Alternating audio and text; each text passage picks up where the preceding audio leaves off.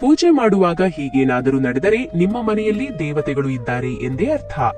ನಿಮಗೆ ಎಷ್ಟೇ ಕಷ್ಟಗಳು ಬಂದರೂ ಸರಿ, ದೇವರನ್ನು ಪೂಜಿಸುವುದನ್ನು ಮಾತ್ರ ಮರೆಯಬೇಡಿ. ಒಂದಲ್ಲ ಒಂದು ದಿನ ನೀವು ಉನ್ನತ ಮಟ್ಟಕ್ಕೆ ಬೆಳೆಯುತ್ತೀರಿ. ಸಾಮಾನ್ಯವಾಗಿ ನಮ್ಮ ಮನೆಯಲ್ಲಿ ದೀಪಾರಾಧನೆ ಮಾಡುವ ಸಮಯದಲ್ಲಿ ಆ ದೇವರು ನಮಗೆ ಮುನ್ಸೂಚನೆಯಾಗಿ ಕೆಲವು ಸಂಕೇತಗಳನ್ನು ಕಳುಹಿಸುತ್ತಾನೆ.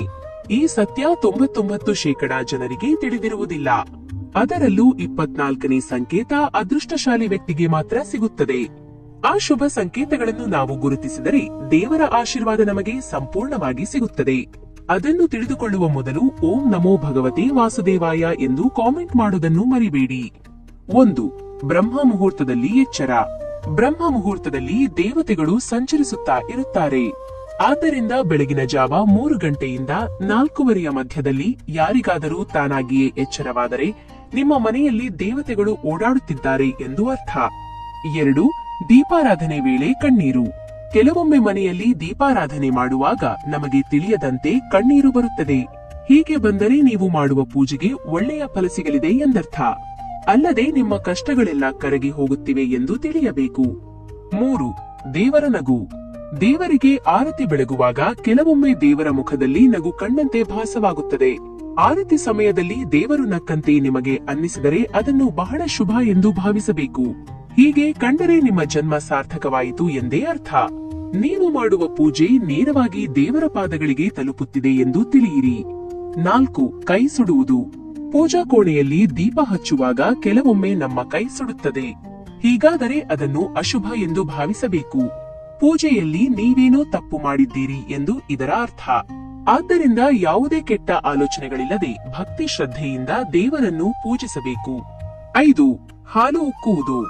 ನಿಮ್ಮ ಮನೆಯಲ್ಲಿ ಕಾಯಿಸಿದ ಹಾಲು ಅನಿರೀಕ್ಷಿತವಾಗಿ ಉಕ್ಕಿದರೆ ಧನಲಕ್ಷ್ಮಿಯು ಹಣದ ರೂಪದಲ್ಲಿ ನಿಮ್ಮ ಮನೆಗೆ ಬರಲಿದ್ದಾಳೆ ಎಂದು ಅರ್ಥ. 6. ಗೆಜ್ಜೆ ಶಬ್ದ. ಕೆಲವೊಮ್ಮೆ ಇದ್ದಕ್ಕಿದ್ದಂತೆ ಗೆಜ್ಜೆ ಶಬ್ದಗಳು ಕೇಳಿಸುತ್ತವೆ.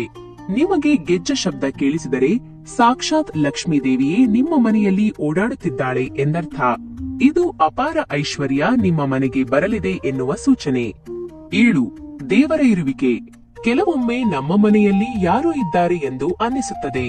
ಹೀಗೆ ಅನ್ನಿಸಿದರೆ ನಿಮ್ಮ ಮನೆಯಲ್ಲಿ ದೇವತೆಗಳ ಸಂಚಾರವಿದೆ ಹಾಗೂ ನಿಮ್ಮ ಮನೆಗೆ ಅದೃಷ್ಟ ಒಲಿದು ಬರಲಿದೆ ಎಂದು ಅರ್ಥ. 8. ಎಣ್ಣೆ ಇಲ್ಲದಿದ್ದರೂ ಉರಿಯುವ ದೀಪ. ದೀಪಾರಾಧನೆ ಮಾಡುವಾಗ ಕೆಲವೊಮ್ಮೆ ದೀಪದಲ್ಲಿ ಎಣ್ಣೆ ಇಲ್ಲದಿದ್ದರೂ ದೀಪ ಉರಿಯುತ್ತಲೇ ಇರುತ್ತದೆ. ಹೀಗಾದರೆ ನೀವು ಬಹಳ ಅದೃಷ್ಟವಂತರು. ನಿಮ್ಮ ಮನೆಯಲ್ಲಿ ದೈವಶಕ್ತಿ ಇದೆ ಎಂದು ಅರ್ಥ. 9. ಪ್ರಕಾಶಮಾನವಾದ ದೀಪ.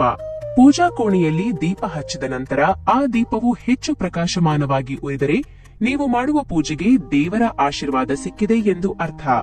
ದೇವರು ನಿಮ್ಮ ಪೂಜೆಗೆ ಸಂತೋಷಪಟ್ಟಿದ್ದಾನೆ ಮತ್ತು ನಿಮ್ಮ ಕೋರಿಕೆಗಳೆಲ್ಲವೂ ನೆರವೇರಲಿದೆ ಎಂಬ ಸಂಕೇತವಿದು. 10. ಹೂವು ಬೀಳುವಿಕೆ. ಪೂಜೆ ಮಾಡುವಾಗ ದೇವರ ಫೋಟೋದಿಂದ ಹೂವು ಕೆಳಗೆ ಬಿದ್ದರೆ ಅದನ್ನು ಅತ್ಯಂತ ಶುಭ ಸಂಕೇತವಾಗಿ ಭಾವಿಸಬೇಕು. ದೇವರಿಗೆ ಇಟ್ಟ ಹೂವು ಅಕಸ್ಮಾತ್ ಆಗಿ ಕೆಳಗೆ ಬಿದ್ದರೆ ದೇವರು ನಿಮ್ಮ ಪೂಜೆಗೆ ಮೆಚ್ಚಿದ್ದಾನೆ ಹಾಗೂ ನಿಮ್ಮ ಮನೆಗೆ ಒಳ್ಳೆಯದು ನಡೆಯಲಿದೆ ಎಂದು ಅರ್ಥ. ಈ ಹೂವನ್ನು ದೇವರ ಆಶೀರ್ವಾದ ಎಂದು ಭಾವಿಸಿ ನಿಮ್ಮ ಬೀರುವಿನಲ್ಲಿ ಹಣ ಇಡುವ ಜಾಗದಲ್ಲಿ ಇಟ್ಟುಕೊಂಡರೆ ಹಣದ ವಿಚಾರದಲ್ಲಿ ನಿಮಗೆ ಬಹಳಷ್ಟು ಲಾಭವಾಗುತ್ತದೆ. ಜೀವನದಲ್ಲಿ ಹಣದ ಕೊರತೆಯೇ ಬರುವುದಿಲ್ಲ. 11. ಆಕಳಿಕೆ. ಮನೆಯಲ್ಲಿ ದೀಪಾರಾಧನೆ ಮಾಡುವಾಗ ಕೆಲವರಿಗೆ ಆಕಳಿಕೆ ಬರುತ್ತದೆ.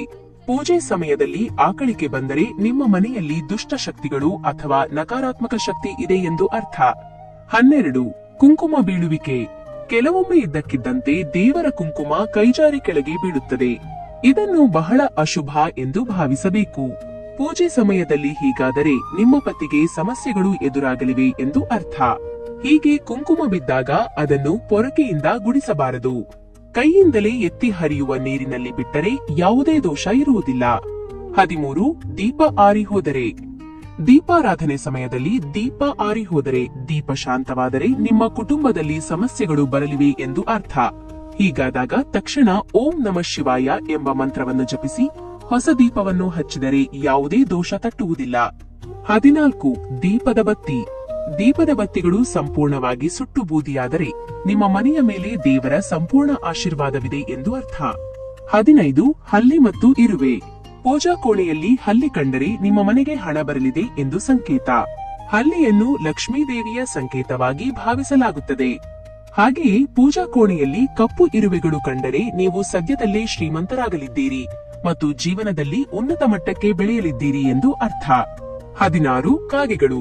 ಕಾಗೆಗೂ ಮತ್ತು ದೇವತೆಗಳಿಗೂ ಬಹಳ ಹತ್ತಿರದ ಸಂಬಂಧ ಇರುತ್ತದೆ. ಆದ್ದರಿಂದ ಪ್ರತಿದಿನ ನಿಮ್ಮ ಮನೆ ಮುಂದೆ ಕಾಗೆ ಬಂದರೆ ಅದಕ್ಕೆ ಏನಾದರೂ ಆಹಾರವನ್ನು ಇಡಿ. ಇದರಿಂದ ದೇವತೆಗಳ ಆಶೀರ್ವಾದ ನಿಮ್ಮ ಮನೆಯ ಮೇಲೆ ಸದಾ ಇರುತ್ತದೆ. 17 ಕನಸಿನಲ್ಲಿ ದೇವರು. ನಮ್ಮಲ್ಲಿ ಎಷ್ಟು ಜನರಿಗೆ ಕನಸಿನಲ್ಲಿ ದೇವರು ಕಾಣಿಸಿಕೊಳ್ಳುತ್ತಾರೆ? ನಿಮ್ಮ ಕನಸಿನಲ್ಲಿ ದೇವರು ಕಂಡರೆ ನಿಮ್ಮ ಮನೆಗೆ ಏನೋ ಒಳ್ಳೆಯದು ನಡೆಯಲಿದೆ ಮತ್ತು ಸದ್ಯದಲ್ಲೇ ಒಂದು ಶುಭ ಸುದ್ದಿಯನ್ನು ಕೇಳಲಿದ್ದೀರಿ ಎಂದು ಅರ್ಥ. 18 ದೀಪದ ಶಬ್ದ. ದೀಪಾರಾಧನೆ ಮಾಡುವಾಗ ಕೆಲವೊಮ್ಮೆ ದೀಪದಿಂದ ಶಬ್ದ ಬರುತ್ತದೆ. ಹೀಗೆ ಅಲಸಲು ಬರಬಾರದು. ದೀಪವು ಶಾಂತವಾಗಿ ಉರಿಯಬೇಕು. ಶಬ್ದ ಮಾಡುತ್ತಾ ದೀಪ ಉರಿದರೆ ನೀವು ಪೂಜೆಯಲ್ಲಿ ತಪ್ಪುಗಳನ್ನು ಮಾಡುತ್ತಿದ್ದೀರಿ ಎಂದು ಅರ್ಥ. 19 ಒಡೆದ ತೆಂಗಿನಕಾಯಿ. ದೇವರ ಪೂಜೆಯಲ್ಲಿ ಒಡೆದ ತೆಂಗಿನಕಾಯಿ ಕೆಟ್ಟು ಹೋಗಿದ್ದರೆ ತಕ್ಷಣ ಅದನ್ನು ತೆಗೆದು ಹಾಕಿ. ನಿಮ್ಮ ಕೈಕಾಲುಗಳನ್ನು ಶುಭ್ರವಾಗಿ ತೊಳೆದುಕೊಂಡು ಹೊಸ ತೆಂಗಿನಕಾಯಿಯನ್ನು ಒಡೆಯಿರಿ. ಹೀಗೆ ಮಾಡುವುದರಿಂದ ಯಾವುದೇ ದೋಷ ಇರುವುದಿಲ್ಲ. 20 ನೈವೇದ್ಯಕ್ಕೆ ಇರುವೆ.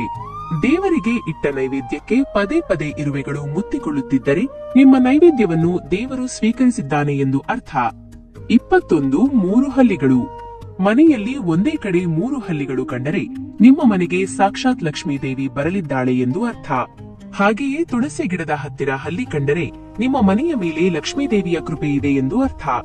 22 ತುಳಸಿ ಒಣಗುವಿಕೆ. ಲಕ್ಷ್ಮಿ ಸ್ವರೂಪವಾದ ತುಳಸಿ ಗಿಡ ಒಣಗುತ್ತಿದ್ದರೆ ನಿಮ್ಮ ಮನೆಗೆ ಆಪತ್ತು ಅಥವಾ ಕೀಡು ಎದುರಾಗಲಿದೆ ಎಂಬ ಸಂಕೇತ. 23 ಉಪ್ಪು ಚೆಲ್ಲುವುದು. ಉಪ್ಪನ್ನು ಲಕ್ಷ್ಮೀ ಸ್ವರೂಪವಾಗಿ ಭಾವಿಸುತ್ತಾರೆ. ಆದ್ದರಿಂದ ನಿಮ್ಮ ಕೈಯಿಂದ ಉಪ್ಪು ಕೆಳಗೆ ಬಿದ್ದರೆ ನಿಮ್ಮ ಮನೆಯಲ್ಲಿ ಹಣದ ನಷ್ಟ ಉಂಟಾಗಲಿದೆ ಎಂದು ಅರ್ಥ. 24 ಗುಡ್ಡೆಗೂಬೆ ಮತ್ತು ಇಲಿ.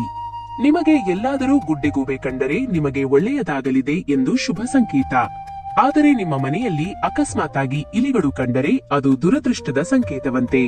ಪದೇ ಪದೇ ಮನೆಯಲ್ಲಿ ಇಲಿಗಳು ಕಾಣಿಸಿಕೊಂಡರೆ ಭವಿಷ್ಯದಲ್ಲಿ ಏನೋ ಕೆಟ್ಟದು ನಡೆಯಲಿದೆ ಎಂದು ಅರ್ಥ. ಹೆಚ್ಚಿನ ಮಾಹಿತಿಗಾಗಿ ನಮ್ಮ ಚಾನೆಲ್ ಅನ್ನು ಸಬ್ಸ್ಕ್ರೈಬ್ ಮಾಡಿಕೊಳ್ಳಿರಿ. ಶುಭವಾಗಲಿ. ಧನ್ಯವಾದಗಳು.